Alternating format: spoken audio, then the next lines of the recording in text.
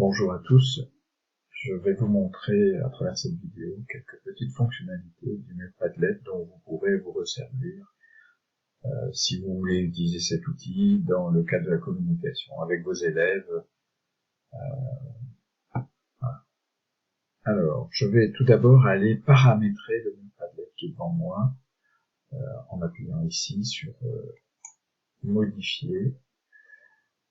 Alors, je vais donner un titre à mon support Padlet. Je vais l'appeler par exemple classe de CM1.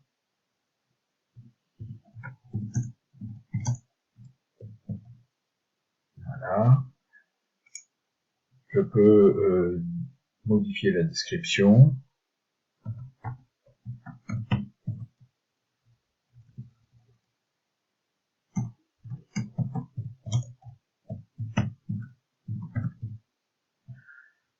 Alors, je peux mettre une icône qui apparaît en haut à gauche de l'écran ou aucune. Alors, une chose extrêmement importante, c'est l'adresse.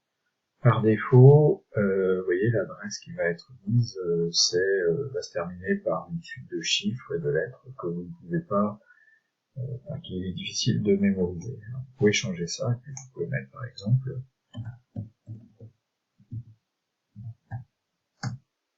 quelque chose de beaucoup plus simple, dont tout le monde pourra se rappeler, se souvenir. Donc le début sera toujours padlet.com / le nom de votre compte, Padlet, / le nom du mur que vous avez choisi. Vous pouvez choisir la couleur du fond, changer, mettre autre chose que ce qui était proposé.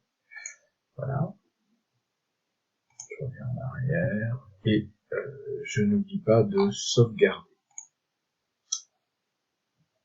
Voilà, je peux fermer ensuite. Et pour venir ajouter quelque chose sur le mur, il suffit de faire un double clic. Une fenêtre s'ouvre et qui me propose d'écrire. Alors on appelle ça un post. Donc en mettant un titre.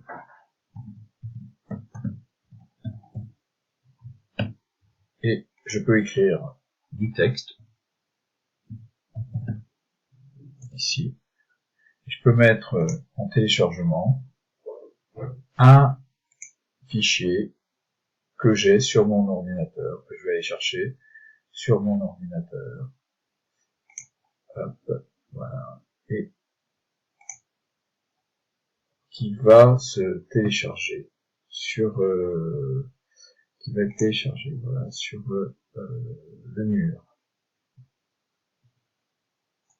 Voilà, le document a été téléchargé. Si je prends un autre, il suffit que je fasse un double clic. Et je peux aussi mettre un lien.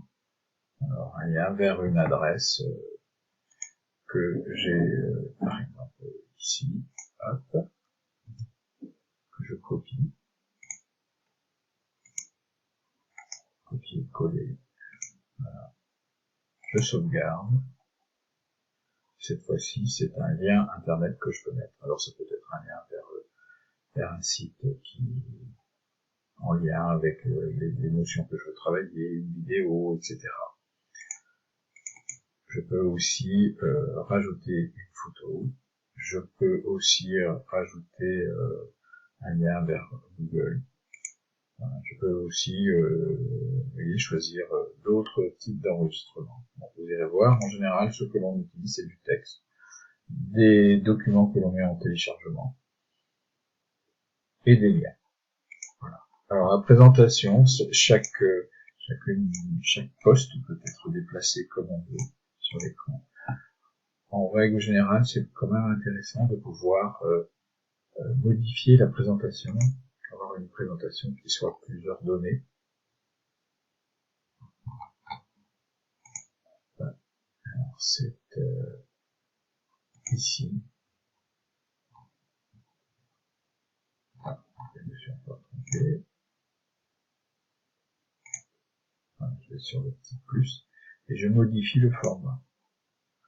Alors, le format, ça va déterminer la présentation du mur. Soit le mur inclut les contenus dans une mise en forme de style brique. Je choisis ça. Ça va se présenter. Voilà. Les différents postes vont se présenter les uns sous les autres. Si je choisis flux. Alors tout va s'afficher, tous les postes vont s'afficher les uns sous les autres. Et si je choisis format étagère, à ce moment-là, je vais pouvoir ranger les étagères, comme ça. Alors, les étagères, je vais les titrer. Voilà, renommer la colonne. Je vais appeler par exemple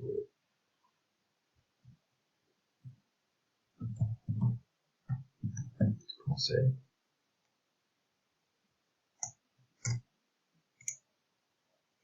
Je vais ajouter une autre colonne que je vais appeler.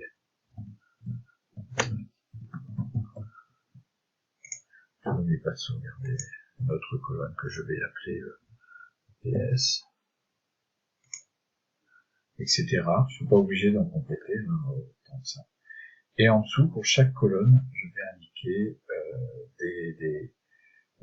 je vais rajouter des postes, comme on avait tout à l'heure. Seulement, ils vont être rangés dans telle ou telle colonne. Alors, ça peut être un rangement, donc soit disciplinaire ou par domaine, soit par date, tel que l'on veut. Et puis on peut avoir une colonne commentaire. Alors, ce poste qui était là, en mathématiques, je peux venir rajouter ici. Voilà, en faisant une lycée.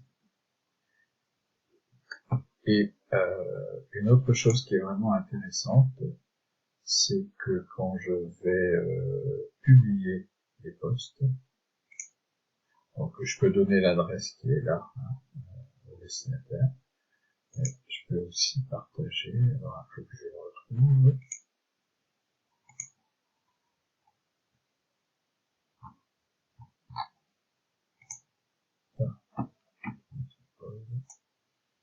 D'autres fonctionnalités importantes, intéressantes à voir, quand on va sur partager.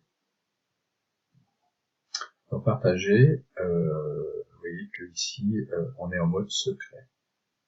Ça veut dire que si on n'a pas l'adresse, on n'accède pas au mur.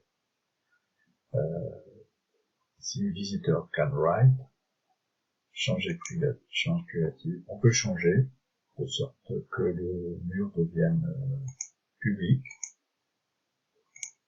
ou on peut changer de telle sorte que pour y accéder, il va y rentrer un mot de passe. Alors ça peut être intéressant si vous ne souhaitez pas que tout le monde puisse accéder à votre mur. Donc, si vous choisissez ceci, il va falloir indiquer un mot de passe. Et donc, les visiteurs pourront venir à condition qu'ils rentrent le mot de passe. Et ensuite, vous pourrez dire si les visiteurs peuvent écrire, c'est-à-dire à leur tour rajouter des postes, ou pas, simplement lire. Voilà. Autre chose qui est intéressante aussi, vous pouvez créer un QR code du mur qui permet à des personnes qui ont des tablettes ou des smartphones d'accéder directement au mur, à condition que vous leur donniez le QR code qui est là. Vous pouvez aussi partager par courriel. Vous pouvez envoyer par courriel l'adresse de ce mur. Voilà. Donc vous pouvez alors, il y a une fonctionnalité qui est intéressante, qui s'appelle refaire. Quand vous cliquez sur refaire, ici je pense que je n'aurai pas la possibilité, mais ça vous permet de dupliquer le mur que vous avez fait là. Alors si, par exemple, vous avez créé un premier mur avec une présentation qui vous plaît, et que vous voulez garder cette présentation pour faire un second mur, il suffit de cliquer sur refaire.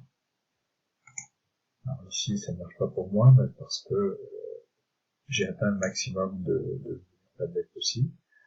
Et quand vous cliquez sur refaire, il vous propose soit de garder juste la mise en page, soit de garder le mur, dupliquer complètement le mur, et après vous viendrez faire l'ajustement, changer le nom, enlever les postes qui sont inutiles, etc.